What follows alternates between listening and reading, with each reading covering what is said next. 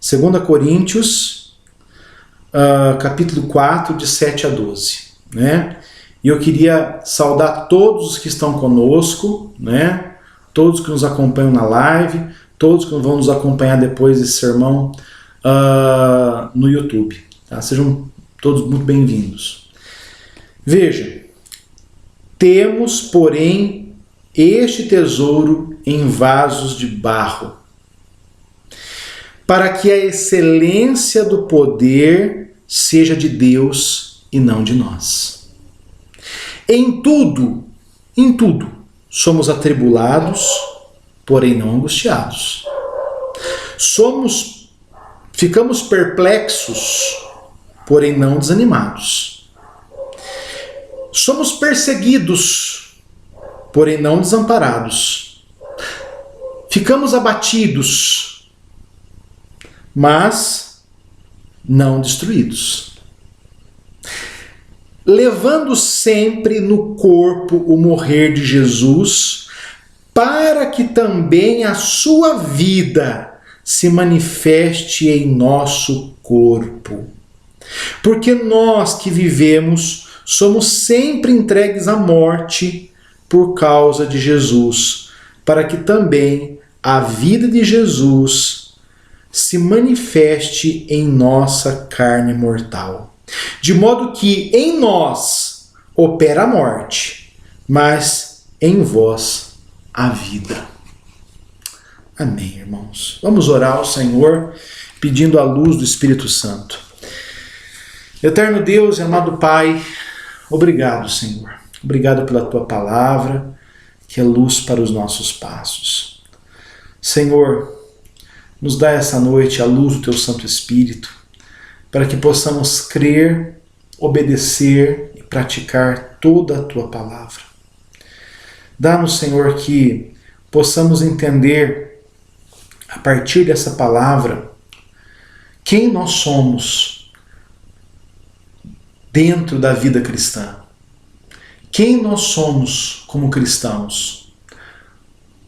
Como proceder de maneira que agrada ao Senhor.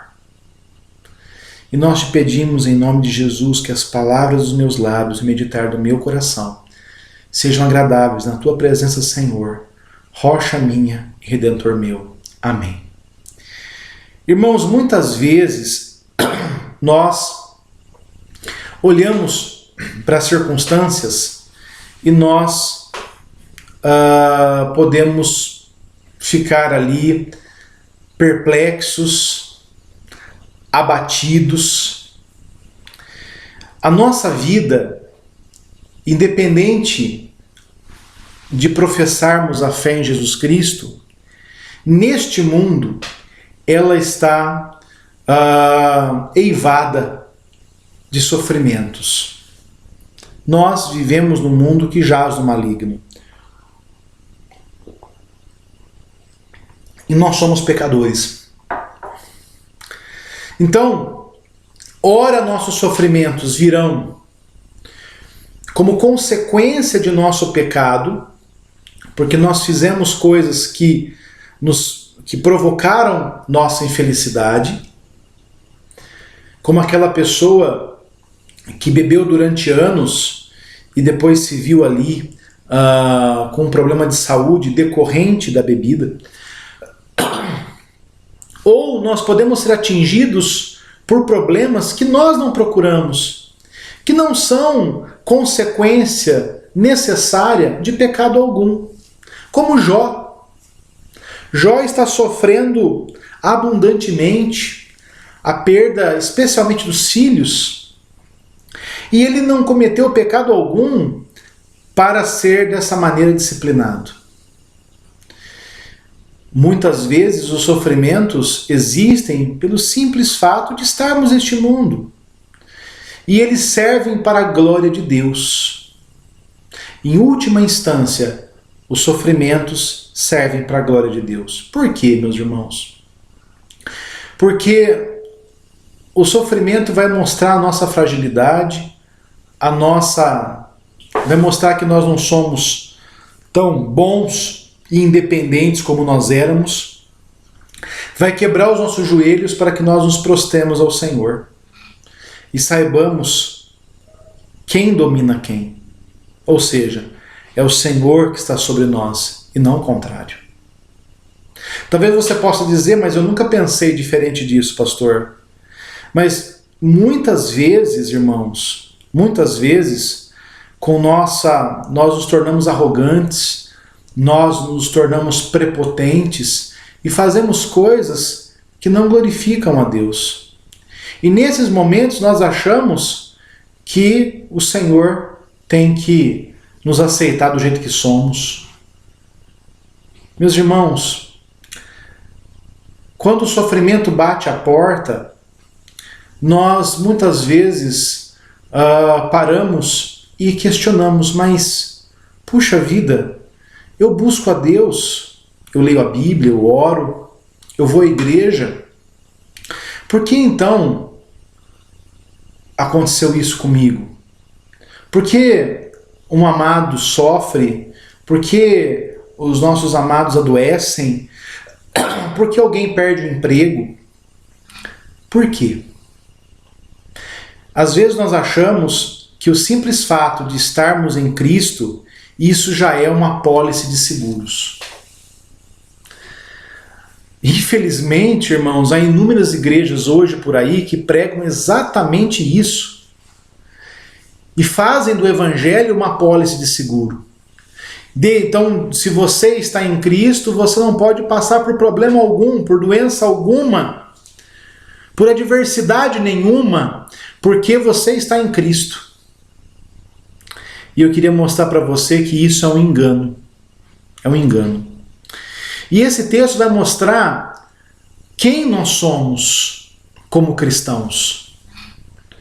Ele vai mostrar o que nós somos, o nosso histórico e o nosso futuro. De alguma maneira, esse texto ele traz 3 períodos diferentes que estão sempre acontecendo. Ele mostra quem você é no presente, ele mostra o que você pode suportar e ele mostra o que ele espera no futuro. E eu queria chamar a sua atenção para nós refletirmos esse texto. Então vamos lá para o versículo 7. Veja, Paulo começa dizendo aqui, temos. Paulo, ele se dirige não só à igreja de Corinto, ele se dirige à igreja universal, à igreja como um todo. Temos. Ele mostra que as dificuldades terrenas, elas não são apenas de uma igreja ou de outra igreja, elas estão sobre todos os cristãos espalhados no mundo. Paulo mostra para nós que os problemas do ministério, que o ministério cristão, que a vida cristã, ela terá os seus problemas, ela terá as suas dificuldades. Ser cristão, irmãos, exige esforço, mas Paulo não faz isso de maneira pessimista. Por quê? Porque ele evidencia a glória que é inerente ao ministério cristão. Então, Paulo, ele faz algo belíssimo aqui. Paulo mostra os problemas da vida cristã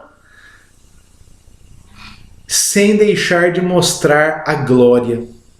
Lembra que nós falávamos quinta-feira sobre isso? Não há vida cristã sem cruz e sem ressurreição.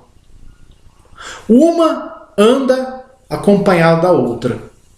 De tal maneira que você não pode chegar à ressurreição sem negar a si mesmo, tomar a sua cruz e seguir a Jesus Cristo. Mas você também não viverá só com a cruz. Por quê? Porque o que lhe espera é a coroa da vida. Então há 2 realidades, e Paulo coloca essas 2 realidades, porque o grande problema é que nós enfatizamos uma em detrimento da outra. Então, Eu posso enfatizar um cristianismo só de sofrimento, só de dor, só de desespero. Olha, a vida cristã, Paulo poderia falar assim, gente, eu fui apedrejado em Listra, eu fui açoitado em Filipos, eu naufraguei na ilha de Malta, eu fui picado por uma cobra.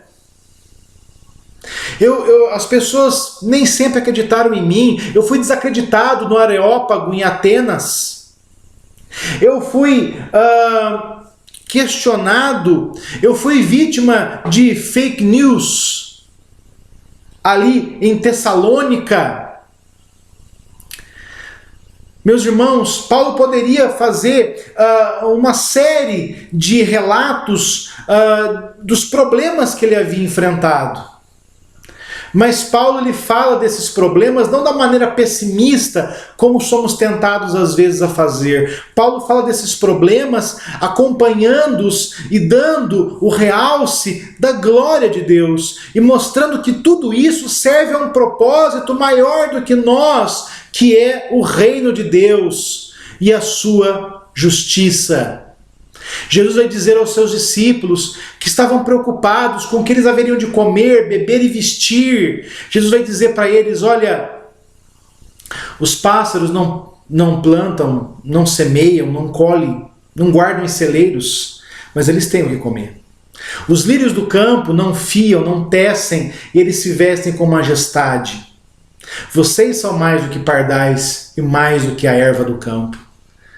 E Jesus vai dizer, há uma coisa principal que vocês devem estar preocupados, e não é com comida, bebida e roupa. Vocês têm que estar preocupados em buscar o reino de Deus e a sua justiça, e fique tranquilo, o resto o Senhor vai dar.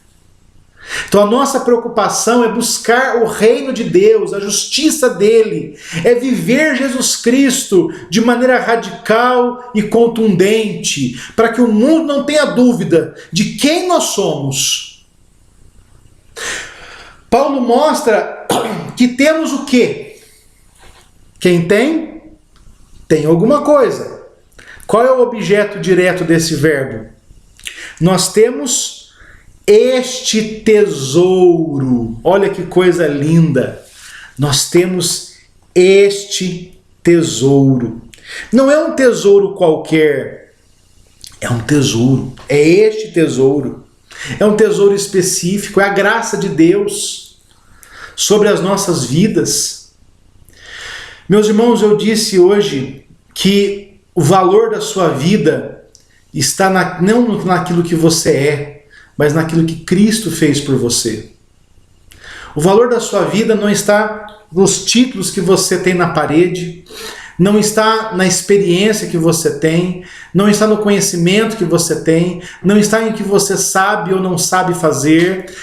O valor da sua vida está no fato de Cristo ter lhe comprado com o sangue dele na cruz do Calvário. É isso que dá valor à sua vida. É isso que agrega valor à sua vida.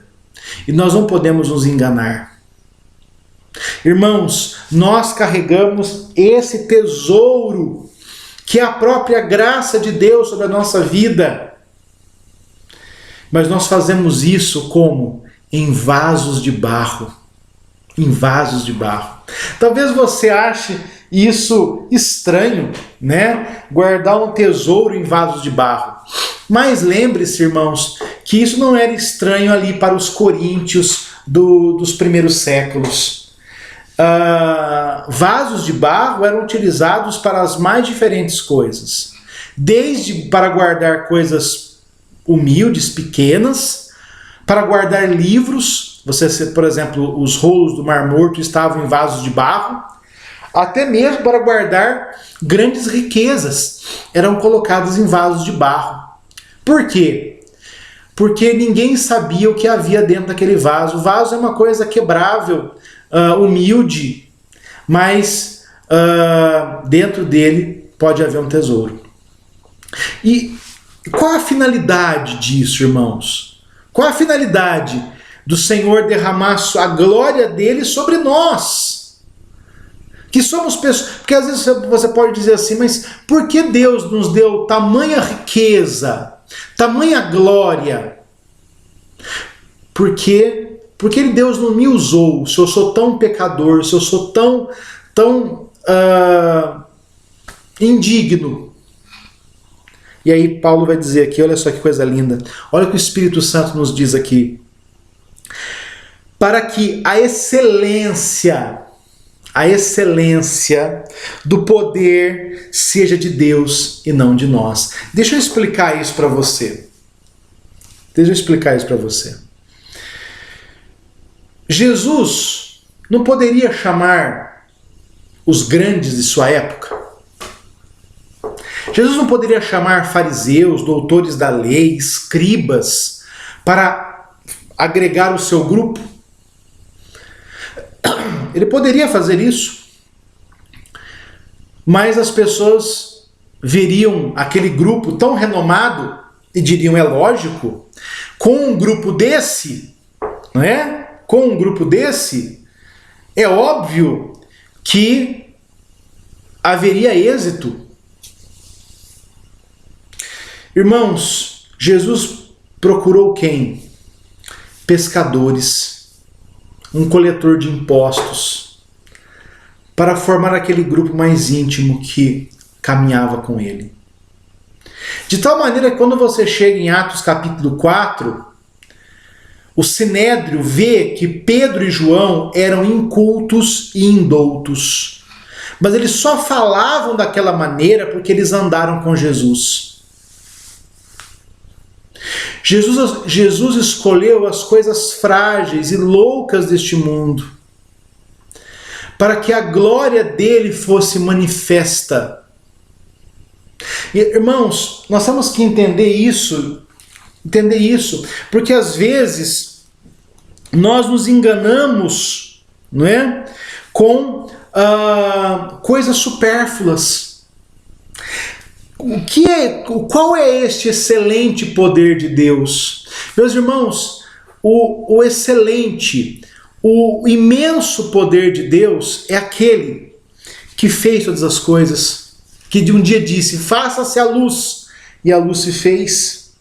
É o Senhor que derramou as suas pragas sobre o Egito e levou o seu povo à terra que mana leite e mel, fazendo passar pelo Mar Vermelho a pé enxuto. O poder de Deus é aquele que ressuscitou Jesus Cristo dos mortos.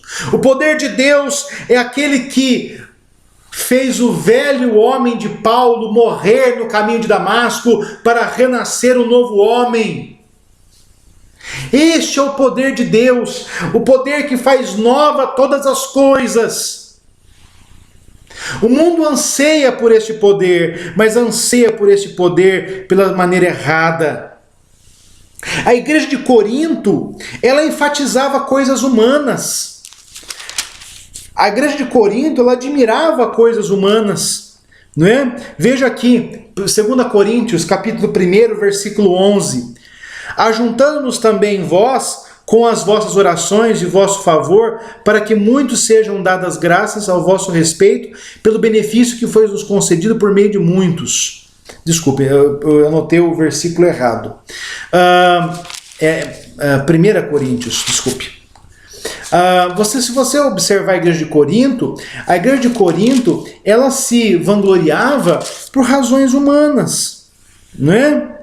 Pois a vosso respeito, meus irmãos, fui informado pelos da casa de Cloe que há contendas entre vós.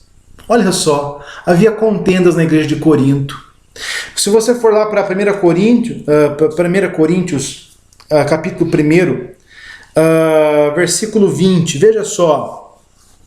Onde está o sábio, o escriba? Onde está o inquiridor deste século? Porventura, não tornou Deus louca a sabedoria do mundo?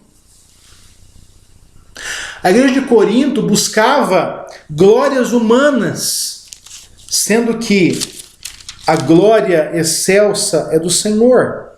Essas coisas, 1 Coríntios 4, 6, irmãos, essas coisas apliquei-as figuradamente a mim mesmo e a Apolo, por vossa causa, para que nosso exemplo aprendais isto, não ultrapasseis o que está escrito, a fim de que ninguém se ensoberbeça a favor de um detrimento do outro.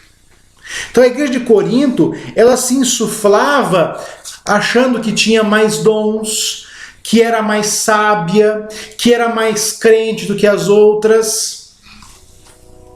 Era uma igreja que valorizava os ideais humanos, que valorizava aquilo que os homens diziam dela.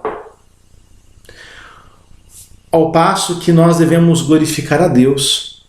A nossa igreja não serve para glorificar o homem. A nossa igreja serve para glorificar a Deus. E nós fazemos isso como? Quando o Senhor nos usa, apesar de nós. Então o mundo olha para o crente e vê o crente como uma pessoa extremamente humilde. Mas ele tem algo maior do que ele próprio. Ele tem Jesus. Ele tem um tesouro. O que é mais valioso em nós é a presença de Jesus Cristo em nossa vida. De tal maneira que quando Zaqueu entendeu que Jesus estava na casa dele, ele vai dizer: Senhor, eu vou dar metade dos meus bens aos pobres. E se eu roubei alguém, eu vou restituir 5 vezes mais. E Jesus vai dizer: hoje a salvação entrou nessa casa. Olha que coisa linda. Quando ele viu Jesus, ele entendeu que a maior riqueza era Jesus, maior do que os seus bens. Jesus vai dizer que o reino dos céus é semelhante àquele homem que achou um tesouro no campo, foi lá, comprou aquele campo para ficar com aquele tesouro.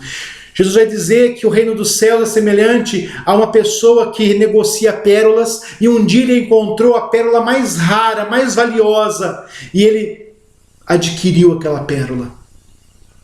Olha que coisa maravilhosa, irmãos. Nós temos aquilo que não tem preço, não tem valor. Qual é o valor da graça de Deus? Qual é o valor do sangue de Cristo? Não tem preço.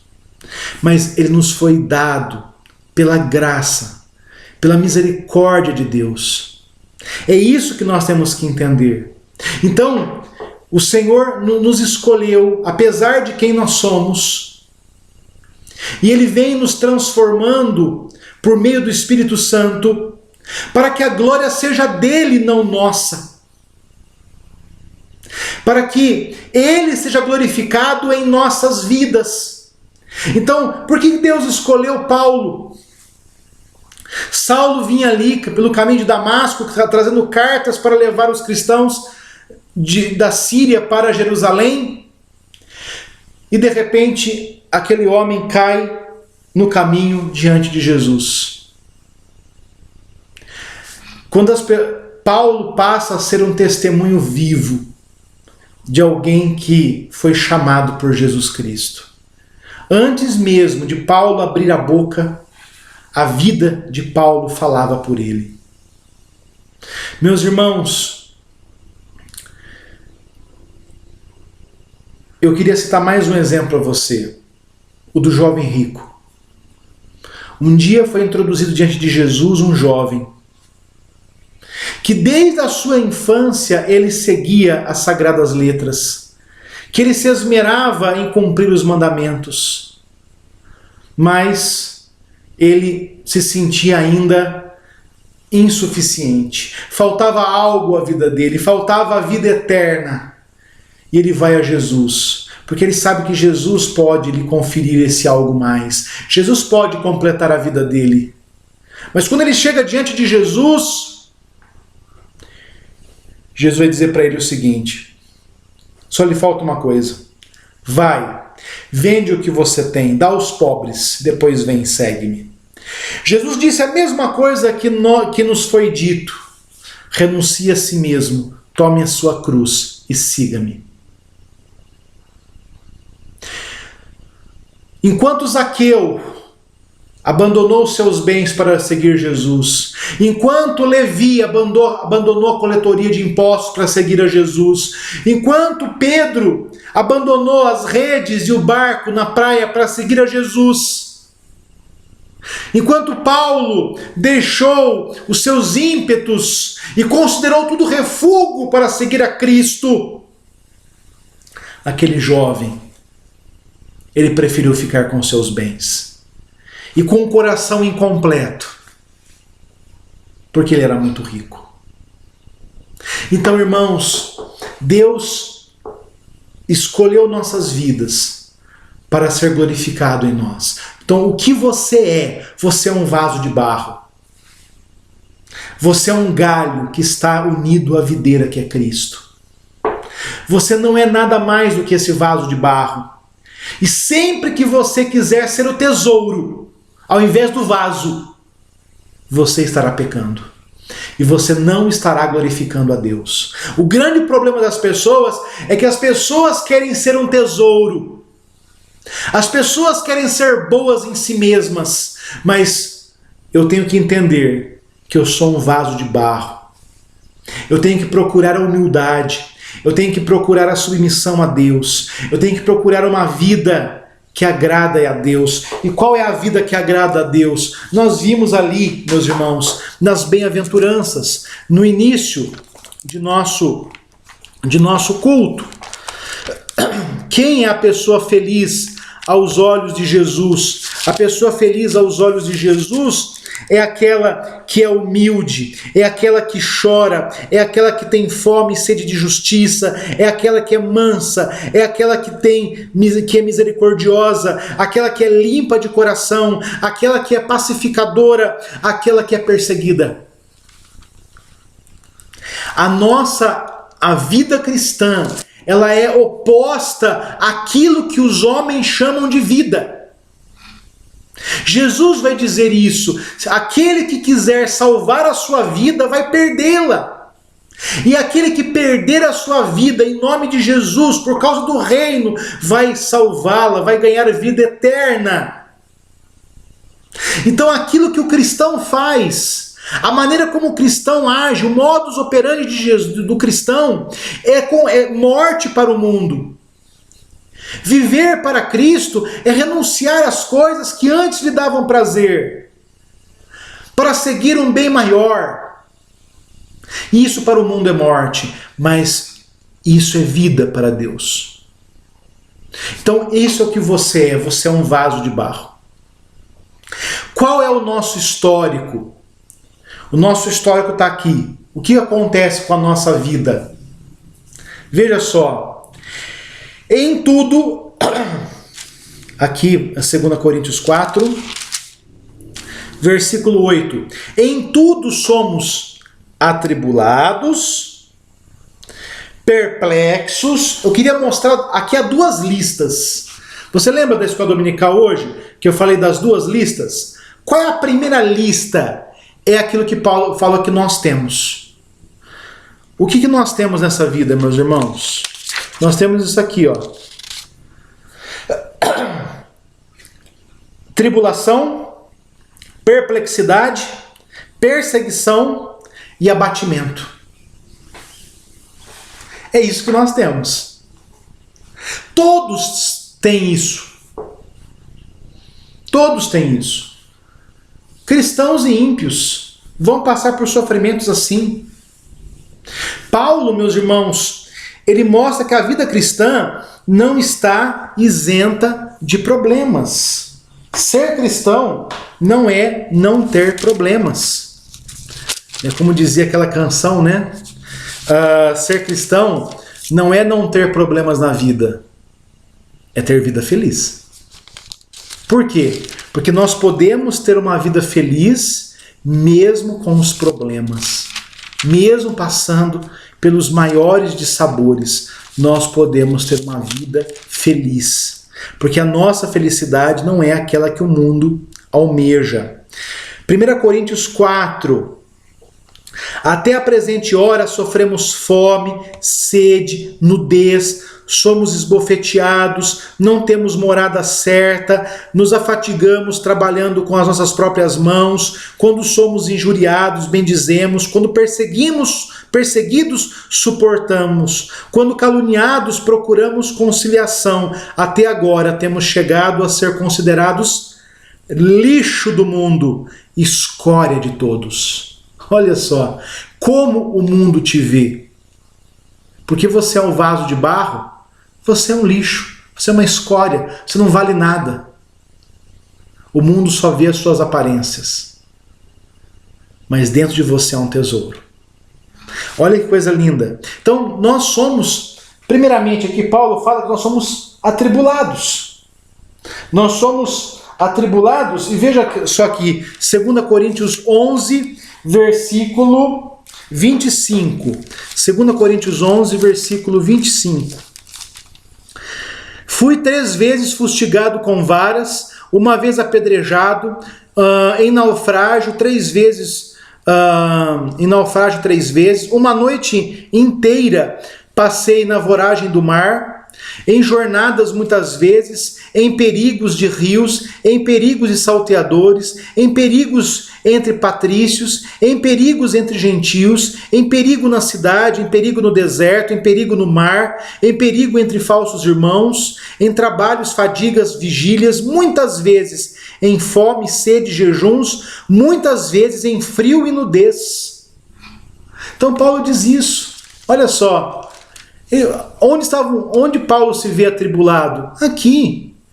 Paulo muitas vezes está dizendo o seguinte: olha, muitas vezes eu passei fome, muitas vezes eu fui apedrejado. Você se lembra de Listra? Paulo foi açoitado em Filipos. Paulo foi vítima de calúnia em Tessalônica, visto como alguém que transtornava o mundo.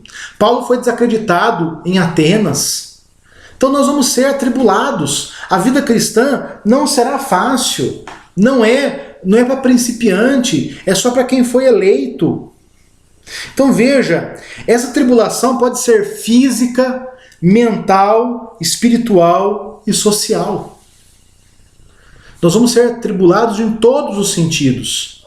Você pode dizer assim, mas pastor, há pessoas que não são cristãs e também estão sendo atribuladas, não é? São atribuladas aí por problemas mentais, são atribuladas por problemas sociais, são atribuladas por questões físicas. Então eu quero dizer para você o seguinte: você pode estar nessa primeira lista por ser cristão, mas há pessoas que não são cristãs que também estão nessa lista. O segundo problema da primeira lista é estar perplexos. Os problemas muitas vezes superam as nossas forças. Quantas vezes um problema que você passou, ele superou as suas forças? Olha o que Paulo diz aqui, 2 Coríntios 1:8. Porque não queremos, irmãos, que ignoreis a natureza da tribulação em que sobreveio na Ásia, porquanto foi acima das nossas forças, a ponto de que desesperamos até pela própria vida. Olha só, Paulo muitas vezes passou por problemas tais que estavam além das suas forças e ele ficou perplexo, assustado. E agora? O que eu faço? Você pode passar isso por causa de Cristo, mas há muitas pessoas perplexas hoje que não são cristãs, que estão passando problemas além de suas forças e não estão passando por esses problemas por causa do nome de Cristo. E estão passando por esses problemas porque este mundo jaz no maligno. É a primeira lista. Segundo, aqui, terceira questão, perseguição. Paulo mostra que muitas vezes ele foi fugido e caçado por ser cristão. Mas há pessoas perseguidas hoje no mundo não só por causa de Cristo, porque falam a verdade, porque tentam... porque a maneira como o que elas fazem, o trabalho que elas têm, leva a serem perseguidas. Então há pessoas sendo perseguidas hoje não só por causa do nome de Cristo. E por último, Paulo diz o seguinte, não é? Abatimento. A ideia de abatido aqui é do lutador que recebeu um golpe e está caído. Então ele foi derrubado. Não foi nocauteado, ele foi derrubado. Há muitas pessoas que são derrubadas, são abatidas por causa de Cristo, mas nem todas. Há muitas pessoas abatidas hoje, deprimidas hoje, não por causa de Cristo. Então eu queria mostrar para você que sofrimentos existem tanto para o crente, por causa do nome de Cristo. Então você pode ser perseguido por causa do nome de Cristo, você pode ser abatido por causa do nome de Cristo, você pode estar perplexo, temendo pela sua vida por causa do nome de Cristo, e você pode estar sendo atribulado por causa do nome de Cristo. E pode ser que você não seja. Há muitas pessoas que estão nessa primeira lista não por causa do nome de Cristo. De tal maneira que você fala assim: puxa vida, pastor, puxa, eu sou fiel a Deus, olha, eu estou sendo atribulado, puxa, eu estou passando por um problema aqui que eu não esperava. Olha, meu filho está doente e eu não sei o que eu vou fazer a partir de agora. Por que está acontecendo com a minha vida? Enquanto uma pessoa ímpia que eu conheço, uma pessoa que não crê em Deus, que até anda de forma tortuosa, está ali feliz, todo mundo saudável na vida, na família dele, e aí? É como o Salmo 74, né? Quando Asaf diz, né, que por causa que ele quase resvalou os pés, né, de pensar ali na prosperidade dos ímpios. Salmo 74, vai lá rapidamente, quando ele fala ali, né, que o povo até seguia os ímpios por causa da maneira como eles viviam, né? Ele fala aqui, olha, desculpe, Salmo 73. Com efeito, Deus é bom para Israel, para com os de coração limpo. Quanto a mim, porém, quase me resvalaram os pés. Pouco faltou para que se desviassem os meus passos. Por quê? Porque eu invejava os arrogantes e a prosperidade dos perversos. Então ele estava vendo ali que os ímpios, aqueles que não temem a Deus, eles não tinham preocupações, eles eram sadios, eles não tinham canseira, eles não eram afligidos como os outros homens, eles eram soberbos, eles estavam sempre muito bem vestidos, eles eram violentos, eles estavam até gordos porque comiam muito bem, não é? Eles falavam de forma maliciosa, até mesmo contra Deus.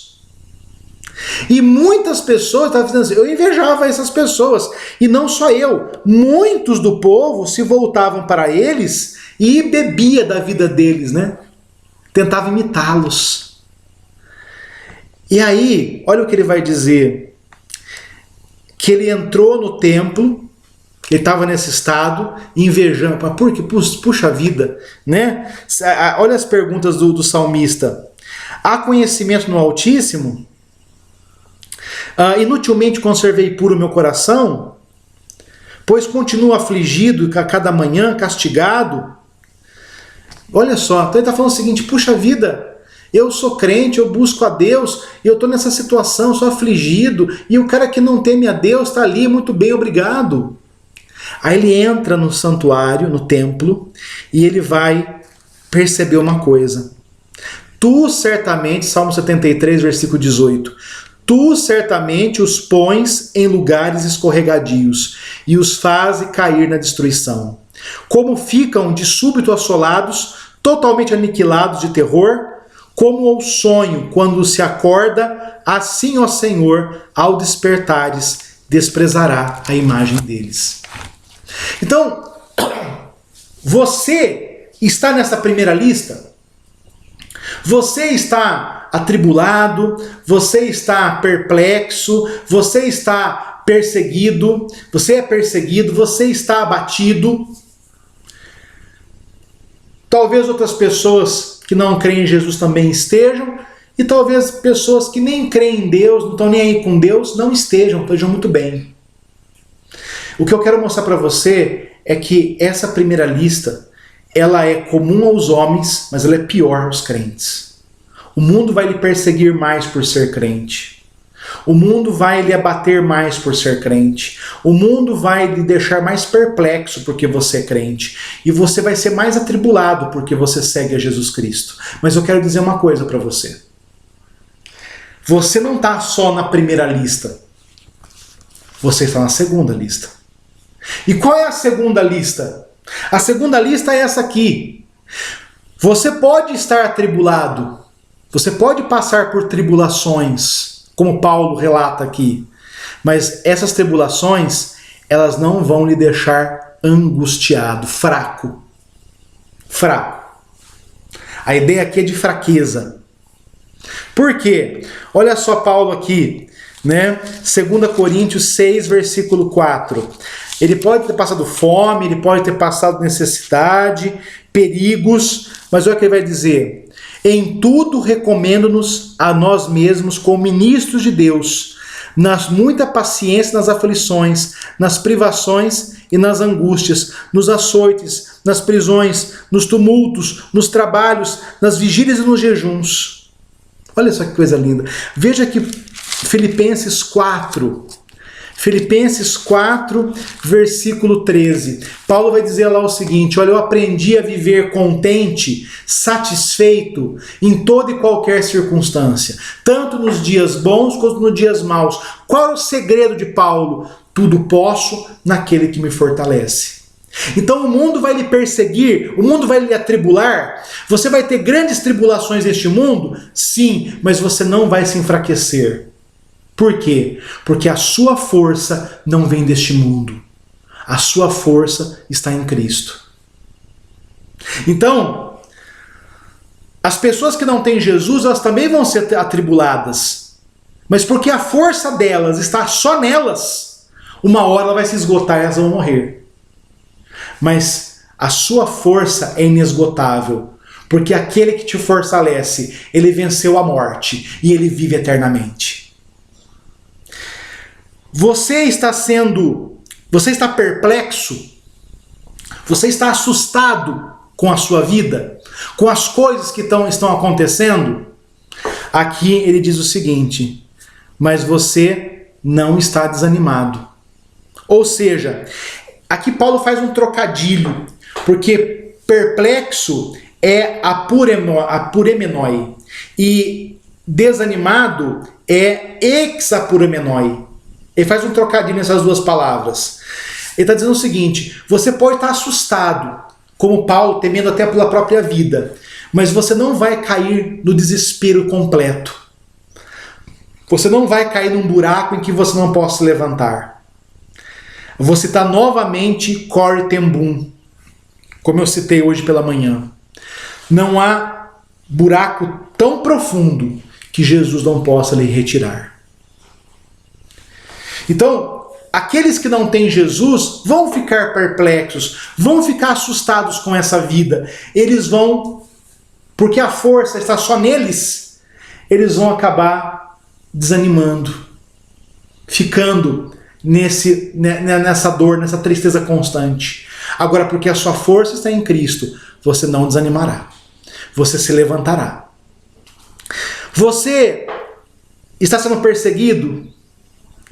Mas aqui o texto diz que você não está desamparado. Você pode ser perseguido, mas não desamparado. Olha o que a Bíblia diz. Vá lá para Deuteronômio 31, versículo 6. Deuteronômio 31, 6. Aqui o Senhor está falando que ampara o seu povo. Deuteronômio 31, 6. Olha só: sede fortes e corajosos, não temais, nem vos atemorizeis diante deles, porque o Senhor vosso Deus é quem vai convosco, não vos deixará, nem vos desamparará. Então, aqui, o Senhor está dizendo para Israel, que está caminhando pelo deserto, ao encontro de povos mais fortes do que eles. E o Senhor está dizendo para esse povo: não tema esses povos. Não há ninguém mais forte do que o Senhor que lhe ampara. Então, o ímpio, aquele que não teme a Deus, ele também será perseguido? Sim. Perseguido quer pelos problemas da vida, quer por ideologias que defenda, mas como a força está só nele, ele ficará desamparado. Haverá um momento em que ele estará sozinho. Mas eu quero dizer para você uma coisa: você nunca vai estar sozinho, porque Jesus disse que estaria conosco até o fim dos tempos. Então você vai muitas vezes ser perseguido, mas você está amparado pelo Senhor, que fez o céu e a terra. Como o salmista, olho para os montes, de onde me virá o socorro? O meu socorro vem do Senhor, que fez o céu e a terra. Por último, veja só, você pode ser abatido. Na guerra da vida você terá derrotas. A vida cristã não é feita só de vitória, não, meus irmãos. A vida cristã muitas vezes é feita de derrota, é feita de sabores. Se você pegar, por exemplo, William Carey, o pai das missões modernas, que foi evangelizar a Índia, ali ele vai enterrar a esposa e os filhos. Um filho vai morrer de doenças tropicais, o outro filho vai ser devorado por um tigre, a esposa vai falecer enlouquecida, mas ele não vai desanimar no ministério de Cristo. Então, meus irmãos, nós teremos de sabores sim, na guerra desta vida, a qual nós somos arregimentados como soldados de Cristo, nós teremos derrotas, mas a vitória da batalha está certa, porque Jesus já venceu a batalha por nós na cruz do Calvário, porque ele morreu e ressuscitou. Nós muitas vezes seremos abatidos, nós cairemos, mas olha o que o texto diz, mas você não será destruído. Você não será destruído. Ou seja, você pode ser golpeado, mas não nocauteado. A possibilidade de vencer os problemas da primeira lista se dá por quê? Por que você vence? Por que você, apesar de ser atribulado, você não está angustiado? Por que, apesar de você estar assustado, você não está desanimado? Porque apesar de você estar perseguido, você não está desamparado. Porque apesar de você estar abatido, você não está destruído. Sabe por quê? Porque você tem um tesouro dentro da sua vida. E esse tesouro é o poder de Deus. O poder de Deus que excede todas as coisas. Deus é glorificado na sua vida. Quando o mundo te atribula, mas você vence a tribulação não se angustiando. O Deus é glorificado na sua vida quando você está assustado com os problemas que você enfrenta, mas você não se desanima mesmo assim. Deus é glorificado na sua vida quando você está perseguido, está sendo perseguido, mas apesar disso, você não se sente desamparado. E você continua professando o nome de Cristo. Deus é glorificado na sua vida quando o mundo lhe abate, quando o mundo lhe golpeia com diversos golpes, os mais terríveis possíveis, e você mesmo assim não é destruído. É como Jó. Jó foi duramente perseguido, ficou duramente perplexo, duramente atribulado, duramente abatido. Mas apesar de todos os problemas da primeira lista que afetaram Jó, Jó tinha esse tesouro dentro dele. Os debatedores de Jó não viram esse tesouro. E eles estavam ali, inquirindo Jó, e querendo mostrar que ele era um nada. Mas o valor de Jó não estava em quem ele era, porque o que ele era foi tudo consumido. Ele não tinha mais filhos, ele não tinha mais bens, a sua esposa o desprezava, os amigos o haviam abandonado, mas Deus era tudo nele. Às vezes Deus tira tudo que você tem para mostrar que você só precisa dele. Jó estava na primeira lista, mas o poder de Deus fez com que Jó fizesse o quê? Deus deu, Deus tirou, louvado seja Deus. Quando a mulher chega para Jó e diz, blasfema e morre, o que ele vai dizer? Fala como louca, se nós obtivemos as bênçãos, não vamos também suportar os dias maus? Irmãos, qual é o nosso futuro? Qual é o nosso futuro? O nosso futuro, irmãos, é que nós caminhamos para a glória. Veja aqui no versículo 10. levando sempre nosso corpo à morte de Jesus. Então, quando eu sou atribulado, quando eu fico perplexo, quando eu sou perseguido, quando eu sou abatido, eu estou levando em meu corpo a morte de Jesus. E é interessante que aqui o termo morte não é o termo habitual, thanatos. Aqui o termo morte utilizado é o termo necrose. Ou seja, a mortificação.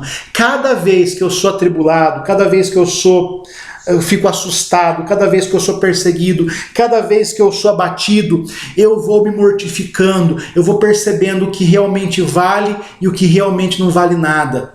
Eu vou distinguindo o valor das coisas e eu vou percebendo que o valor das coisas que são de Deus excedem infinitamente mais do que as coisas deste mundo. Então, irmãos, nós levamos a morte de Jesus em nosso corpo. Mas para quê? Para obtermos também a sua vida, para que a vida dele se manifeste em nós. Como a vida de Jesus se manifesta em nós? Quando nós suportamos esses dias maus, sem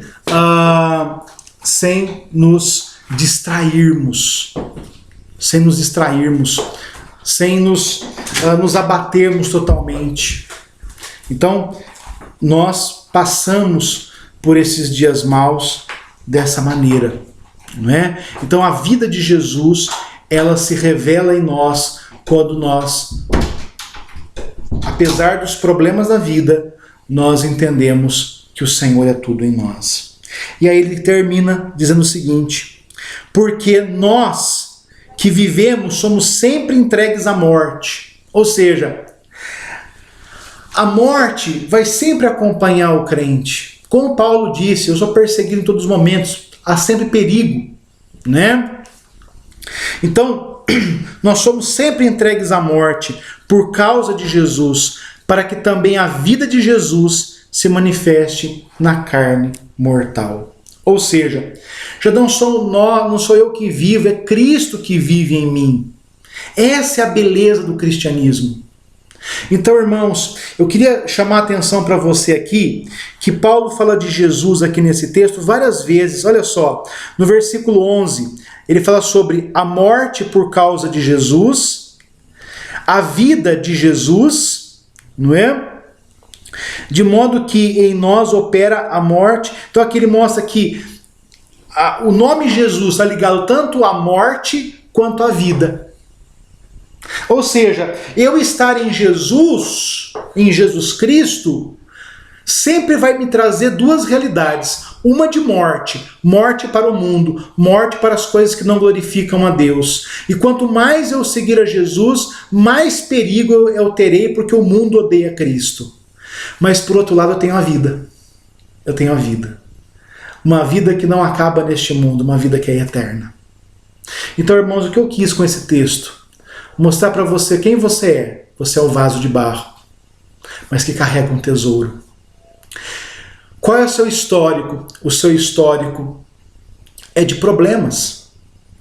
Mas os seus problemas não serão tais que o derrubem totalmente. Por quê?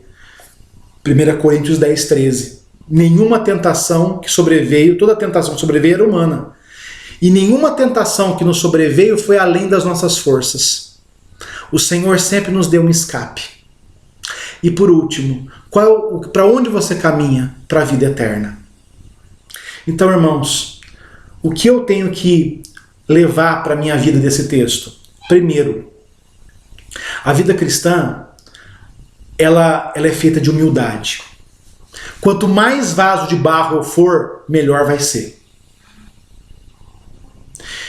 A vida cristã é feita de sofrimento. Deus vai permitir que eu tenha sofrimentos para que Ele seja glorificado em mim.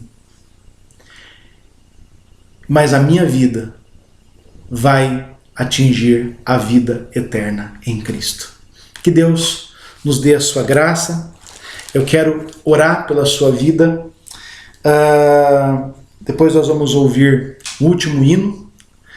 E depois eu vou impetrar a bênção. Deus abençoe. Vamos lá. Eterno Deus e amado Pai, obrigado, Senhor. Obrigado porque todas as coisas estão seguras nas Tuas mãos. Dá-nos, Senhor, que vivamos exclusivamente para o Senhor, para a glória do Teu santo nome. Nos dá, Senhor, que nos assumamos como vasos de barro, que busquemos uma vida de humildade, que nos resignemos aos dias maus e que, apesar das duras aflições que o mundo nos traz, não desanimemos e continuemos a testemunhar a Jesus Cristo. E nos dá, Senhor, que a nossa maior ambição, que o nosso maior anseio seja pela vida eterna que o Senhor revela em nós. Nós pedimos isso em nome de Jesus hoje e sempre. Amém. Vamos ouvir aqui, irmãos, o hino 221, um vaso de bênção. Né? Nós falamos que nós somos vasos de barro, né? Vamos ser esse vaso de bênção.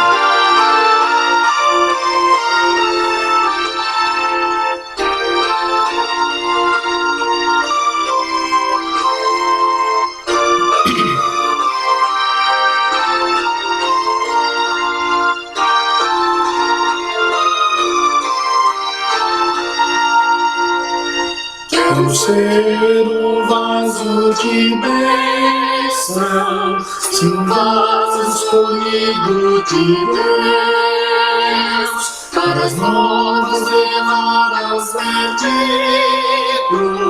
com as novas que vêm lá dos céus. Faze-me vaso de bênção, Senhor, vaso que leve a mensagem de amor. Eis-me submisso e ao teu serviço eu me consagro, bendito Senhor. Quero ser um vaso de bênção para todos os dias fazer os culpados que vivem nas trevas o perdão de Jesus conhecer. Faze-me vaso de bênção, Senhor, vaso que leve a mensagem de amor. Eis-me submisso e ao teu serviço eu me consagro, bendito Senhor. Quero ser um vaso de bênção, sim, um vaso de bênção sem par, anunciando que os crentes em Cristo, jubilosos nos céus hão de entrar. Faze-me vaso de bênção, Senhor, vaso que leve a mensagem de amor. Eis-me submisso e ao teu serviço eu me consagro, bendito Senhor.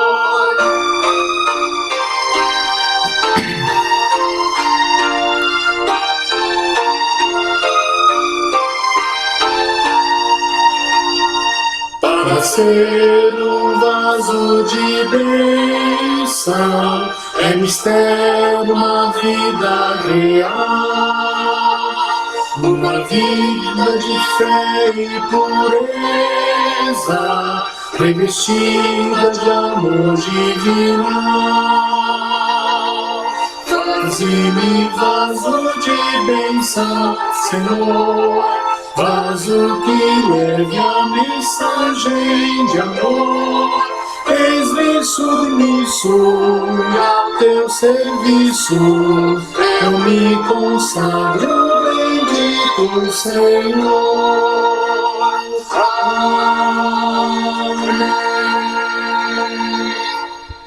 Amém. Amém. Que a graça e a paz da parte de Deus, o Pai, o amor de Jesus Cristo, a força e a consolação do Espírito Santo recaiam sobre vós, Israel espiritual de Deus, hoje e por todos sempre. Amém. Deus abençoe a todos.